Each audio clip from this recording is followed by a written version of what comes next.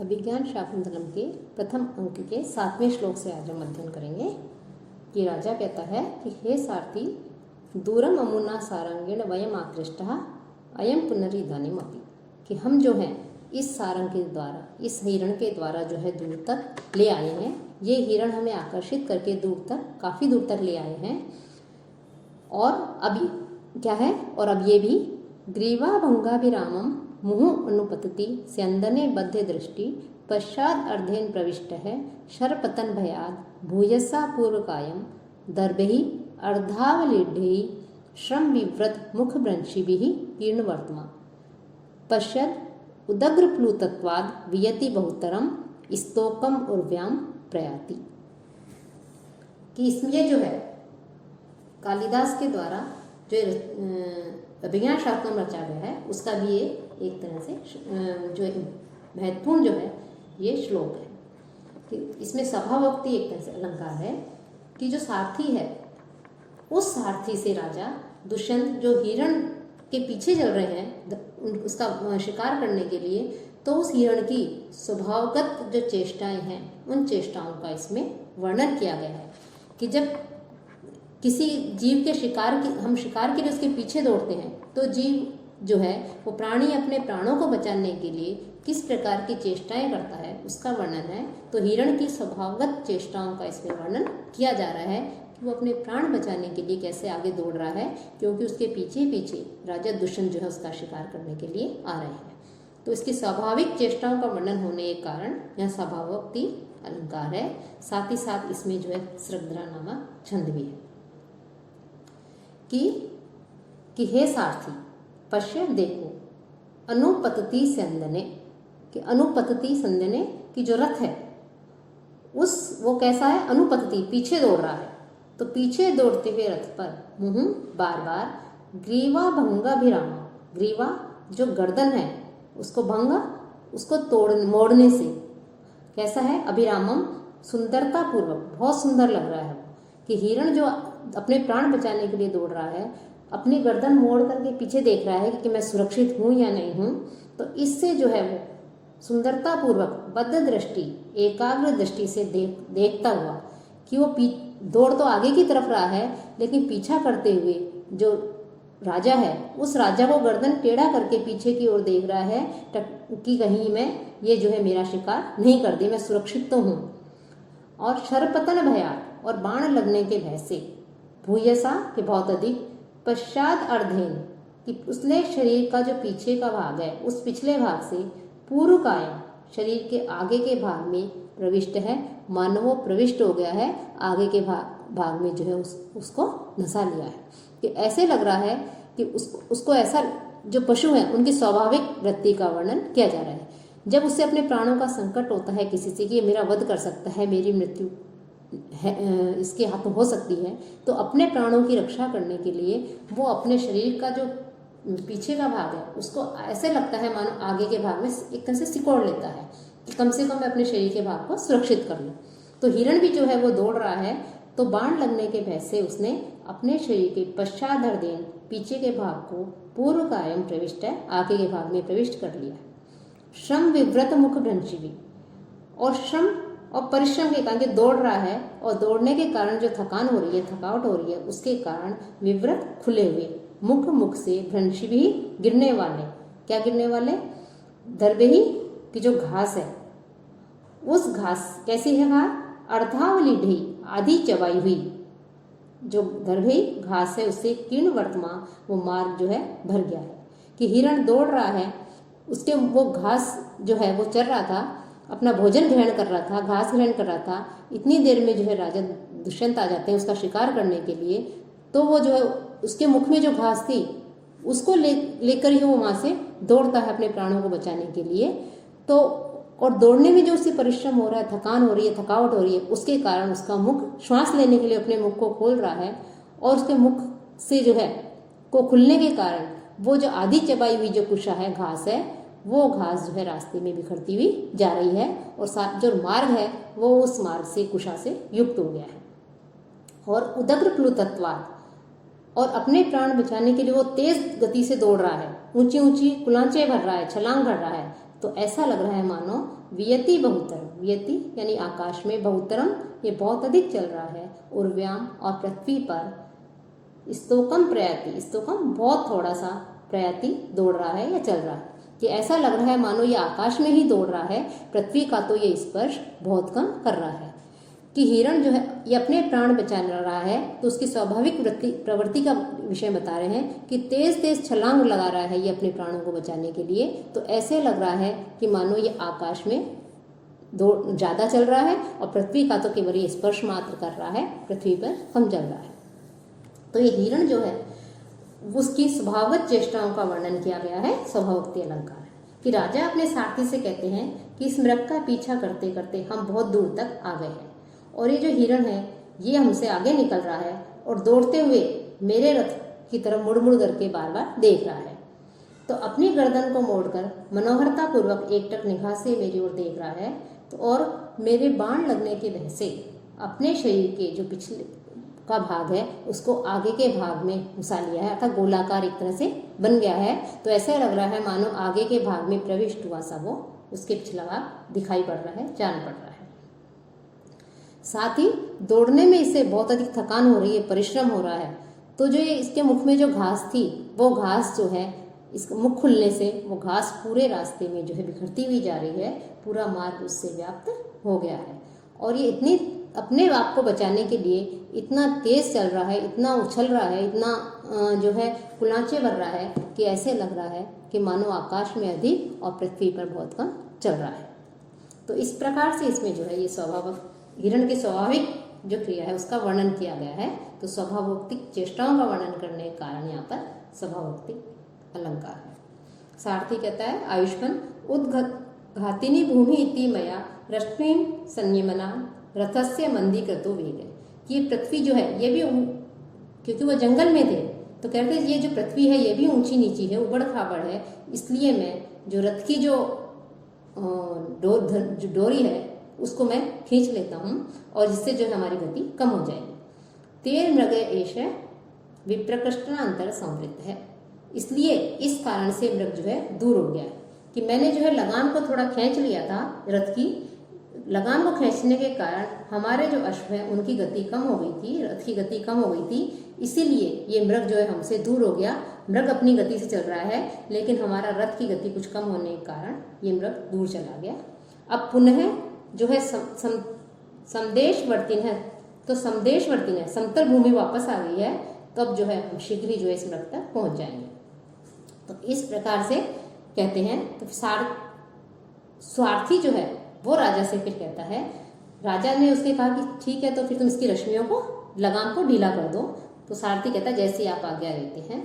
मुक्तेषु रश्मिषु निरायत पूर्वकाया निष्कंप चामर शिखा निभृत ऊर्ध्वकर्णः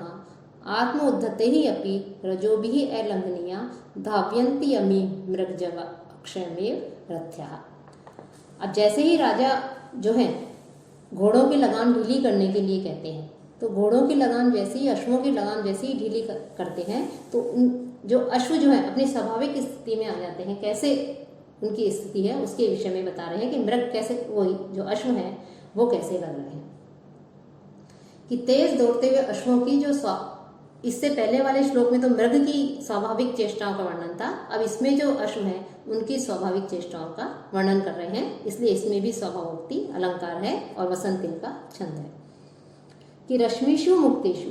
की लगाम जो है, घोड़ों की जो लगाम है, अश्वों की जो लगाम है, उसके मुक्तेषु उसको ढीला कर देने पर निरायत पूर्वकाया, जिसके शरीर का पूर्व भाग जो है वो कैसा हो गया, निरायत पूर्ण रूप से फैल गया है। किसी कि उसके लगाम खींचने से तो अश्व थोड़ा पीछे की ओर मुड़ गए थे, तो जो है उनका शरीर सिकुड़ गया था, लेकिन जैसे ही हमने लगाम ढीली की इनके शरीर का जो पूर्व भाग है पूर्ण रूप से फैल गया है। निष्कंप चामर शिखा, और जिनकी कलंगी थी वो भी कैसी हो गई है, लगाम जो है ढीली करने से निश्चल हो गई है। निभृत ऊर्ध्व करना, और जिसके दोनों कान, अश्व जो हैं उनके दोनों कान खड़े हुए हैं और निश्चल है। और ये जो तेज गति से दौड़ रहे हैं अश्व, तो ये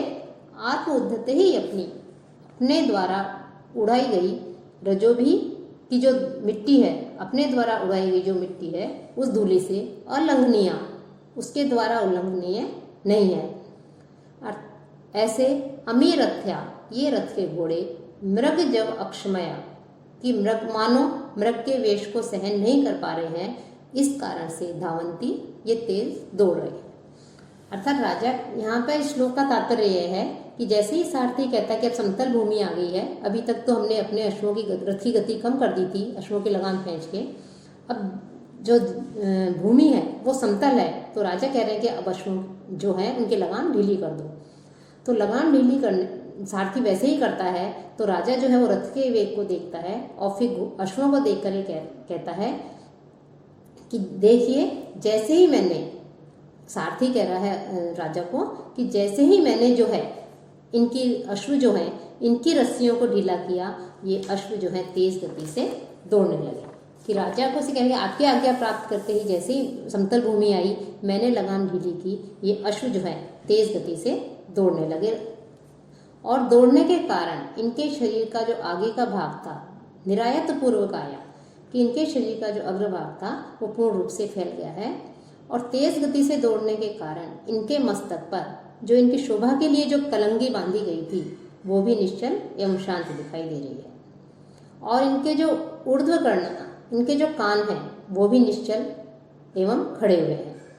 और ये अश्व जो है वो इतनी तेज गति से दौड़ रहे हैं कि आत्म उद्धते ही रजो भी, कि अपने द्वारा उड़ाई गई धूली, कि अश्व चल रहे हैं उनके खुरों से जो मिट्टी उड़ रही है